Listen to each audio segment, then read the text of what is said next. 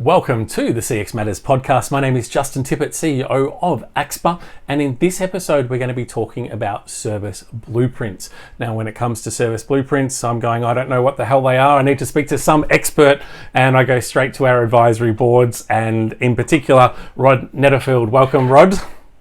Hey Justin, how you going? Really well. So for those that don't know Rod, Rod is a member of our Customer Experience Advisory Board, so he helps AXPA on all things CX. And in his day job, he works in the customer experience space as a director of a company called Humind. So Rod, thanks for joining us on this episode. We are going to be talking about service blueprints. We've already got a couple of other episodes that we've recorded, and in particular, and I guess because it's related, customer journey mapping. So I guess I want to go right off the bat and go, what is the difference between a service blueprint and a customer journey map?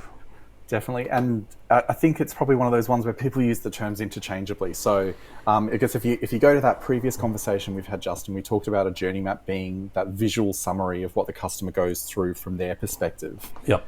If you think about the service blueprint, though, it goes deeper. And so it goes deeper to more what's happening then, I guess, backstage and behind the scenes to make or enable that experience for the customers to happen. Right. So I was going to say, so give me an example. Yeah. Yeah, bingo. Yeah. So if you looked at just sort of the top, let's call it the top sliver of a service blueprint, it actually may look quite similar to a journey map that you've produced. Yep. And this is what we call the front stage. But then again, we go deeper again into the backstage activities, and then down into the processes, policies, and even down into systems that will enable that experience to happen. So if we think about maybe a really simple example, you might be going to a restaurant, and so the restaurant will have an experience, then there'll be the wait staff, and then there'll be the kitchen that's actually producing the food in the background. Yep. Or if you think about hospital, and unfortunately, if you have to go to hospital, you'll have an experience there. You'll have people providing you care, and then there'll be all these people behind the scenes processing your paperwork or preparing operating theatres and that enable that experience to happen for you. Right. Okay. So service blueprints gives us insight into what's happening at those levels. Is that the premise? They just keep going deeper and deeper. And though what is probably common about them, and certainly what I think about when I think about great service blueprinting, is that there is that capture about the emotive journey in there. But the difference will be it's not just the emotions of the customers. You'll want to think about delight and pain and everything in between for your people and the employees that are providing that service throughout the map. If I think about probably other parts that distinctly make a journey map and a service blueprint different, I'll typically in great service blueprints start seeing a lot more timing starting to come into play. And I'll see a lot more metrics and measures start coming into play. That help to qualify and quantify some of the problems or the opportunities that you're having. Right, so it sounds to me in simple terms that a service blueprint is a lot more complex than a customer journey map. Would that be fair? Yeah, definitely. So I think if I think about from a scope perspective, if you're doing a journey map from A to B, yep, and you're doing the corresponding service blueprint from A to B, the service blueprint will typically take you a lot longer to complete because you're going into a depth of information and a depth of analysis that you haven't completed in just journey mapping alone. Yep, and I know people listening are probably screaming at me right now saying, ask him, well, how much longer? Is it 10 times longer or 5 times longer? That's probably putting you in an impossible position because there probably is no answer to that, right? Yeah, look, maybe look, if you're not budgeting, I don't know, at least 50% more is probably in my experiences. But again, it is really hard to know. Every service blueprint will be different. And it probably depends on the level of depth that you've got to go to meet the needs of what you're being asked to achieve. Yep. So with a journey map, just trying to wrap my head around this. Now, we obviously drag people in from all over the organisation, and we drag them willingly, of course, because they want to be part of improving the service. But with a service blueprint, are you dragging different people into that meeting, or are you just asking them a lot more questions and drilling down a lot further? Yeah, great question. So look, to be honest, it probably is much the same sort of people. The context of the conversations that you're going to be having with them and the information and data that you're collecting from them will look a little bit different. Right. What I do find, and this is maybe is that sometimes people find service blueprinting actually a little bit easier to wrap their head around when particularly if you're at an early stage of your customer experience maturity. And I think the reason I say that is that in journey mapping, sometimes people can't see themselves in it.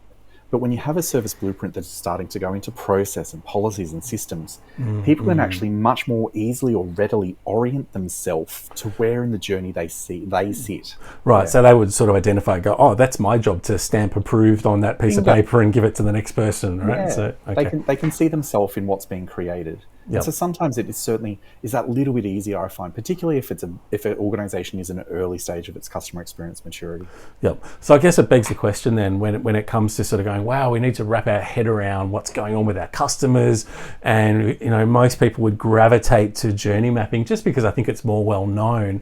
How do you make that decision around, do we do a journey map or do we do a service blueprint? Yeah, great question. And look, it also, and this may sound a little bit common to the journey mapping podcast that we've recorded if people have listened to it, but it'll all start by having a really, really key conversation at the front with your sponsors about what it is they're trying to achieve.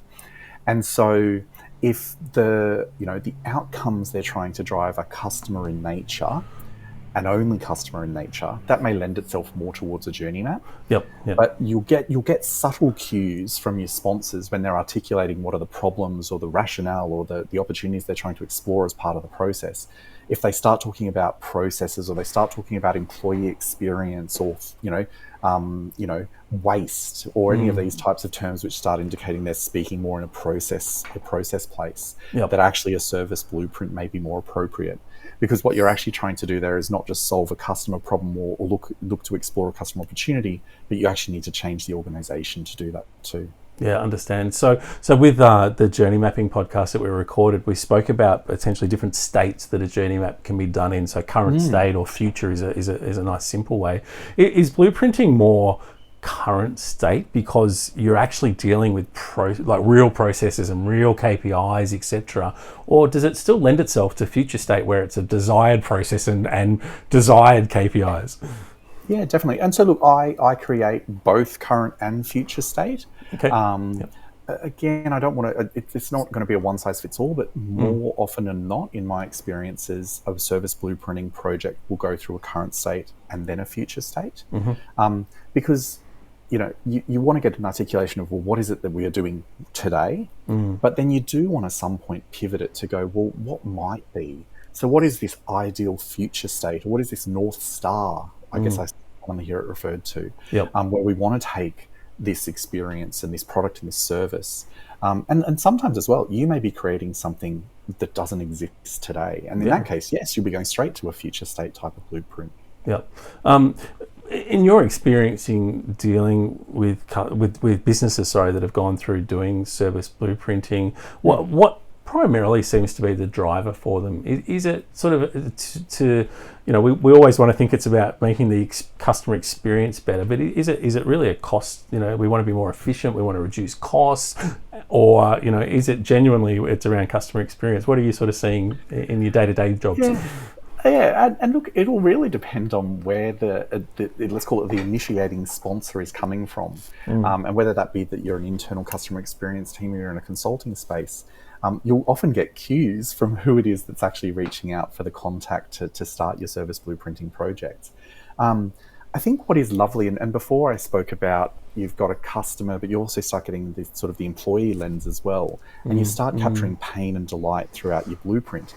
And what I sometimes see is that, you can actually do two things simultaneously in terms you can improve a customer experience and potentially improve an employee experience and or potentially even eliminate waste or drive cost out all in one. Because when you have the service blueprint starting to come together, you start seeing these patterns where you can go, well, wait a minute, this problem for the customers, and you're tracking it, it's nearly like you're doing root cause analysis through your blueprint, where you can actually start saying, well, wait a minute, that pain point for the customers is coming from here and coming from here. And if we can alleviate this problem here for this employee, actually it eliminates this waste and subsequently improves the time we could respond to a customer, for example. Yep, yep, and I think that's one of the key messages. I think we want to help from an industry perspective is that they don't have to be mutually exclusive. You don't have to just deliver cost reductions at the expense of customer experience. You can actually get great benefits across all of those. Yeah, and I think as well, by laying it with the customer experience as well, you can work out what are the moments that truly matter. So if we are going to try to make savings, where might those savings be more appropriately done along an experience? Yep. But where are the points where we actually really need to supercharge our efforts to really flex up our brand or to really flex up a moment that matters from a customer experience? So making better investment decisions about where to invest in your customer experience as well. Yep, fantastic. Rod, before we let everyone go sayonara for this particular episode, we always like to grill you for some top tips around whatever the topic is we're talking about. So when it comes to service blueprints, what are your top tips for people contemplating going down that path? Yeah.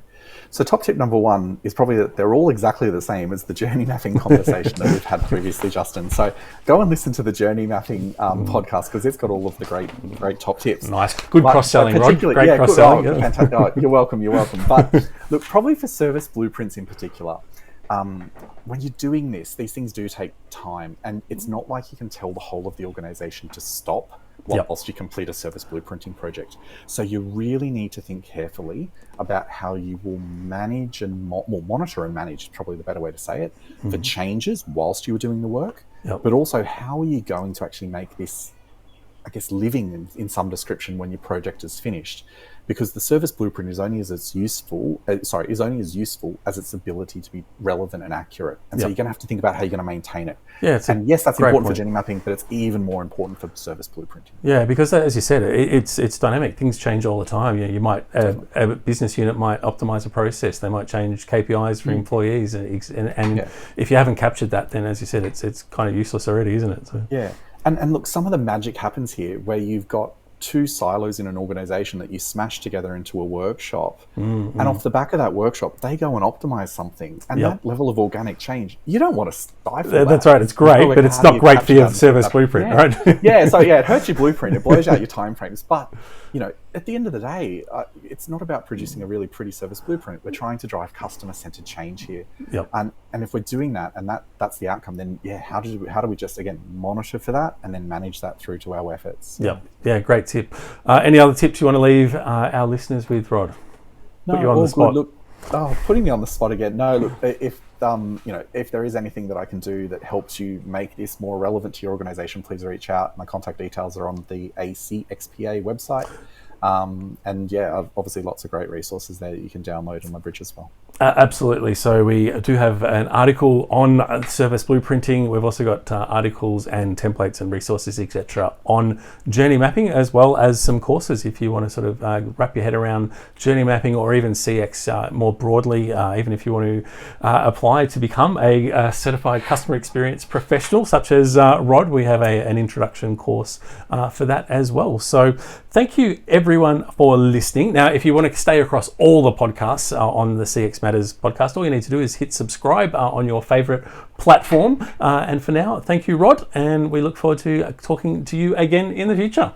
Ciao for now. Bye.